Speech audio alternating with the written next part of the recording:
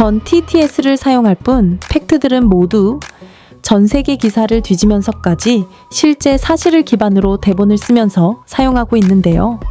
지금 한국에서 추진되고 있는 이른바 가짜뉴스 규제법을 보면 솔직히 말해서 민주국가에서 절대 가볍게 넘길 수 없는 위험한 신호가 나오고 있습니다.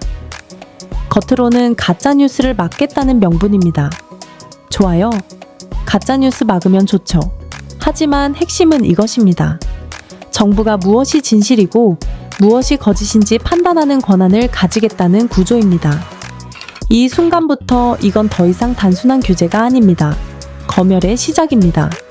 한국 국회는 허위 또는 조작 정보에 대해 막대한 징벌적 손해배상과 플랫폼 제재를 가능하게 하는 법안을 통과시켰습니다.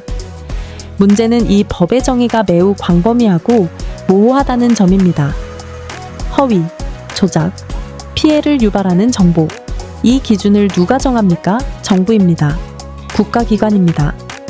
그리고 사실상 권력을 가진 쪽입니다. 이 구조가 왜 위험하냐면 역사적으로 아주 분명하기 때문입니다. 정부가 진실을 판단하는 순간 권력 비판은 언제든 가짜 뉴스가 될 수 있습니다. 이건 이론이 아닙니다. 유네스코는 한국의 가짜 뉴스 관련 법안에 대해 공식적으로 우려를 표명했습니다.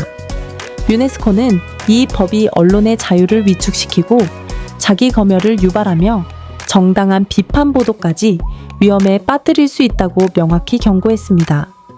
특히 법적 정의가 모호하고 집행 권한이 광범위할수록 검열로 작동할 가능성이 커진다고 지적했습니다.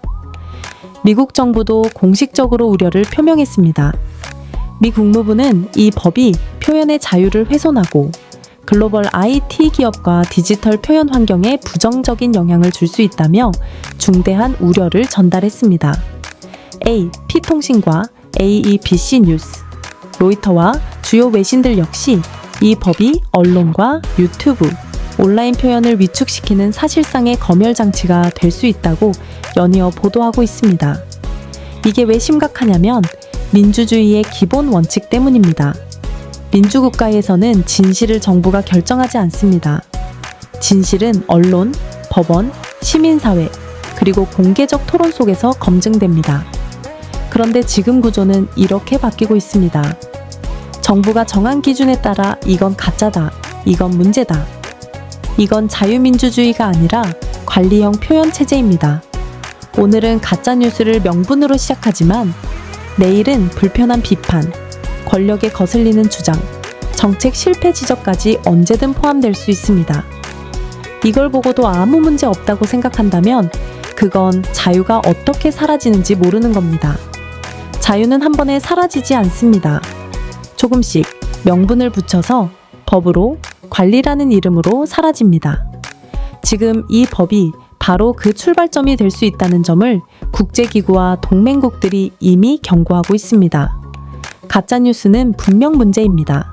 하지만 그 해결책이 정부가 진실을 독점하는 구조라면 그건 더 큰 문제를 만드는 겁니다. 민주국가에서 가장 위험한 신호는 이것입니다. 정부가 진실을 판단하겠다. 이 말이 나오는 순간 그 나라는 검열 국가의 문턱에 들어선 것입니다. 여러분은 자유를 잃는다는 게 얼마나 두려운 건지, 이 자유를 왜 지켜야 되는지 생각해 보신 적 있으신가요? 기업들 독자에 싫으신가요? 정부 독자에 싫으신가요? 그럼 둘 다 견제해야 할 구조가 있어야 됩니다. 그게 사라지면 여러분 자유는 없는 거예요.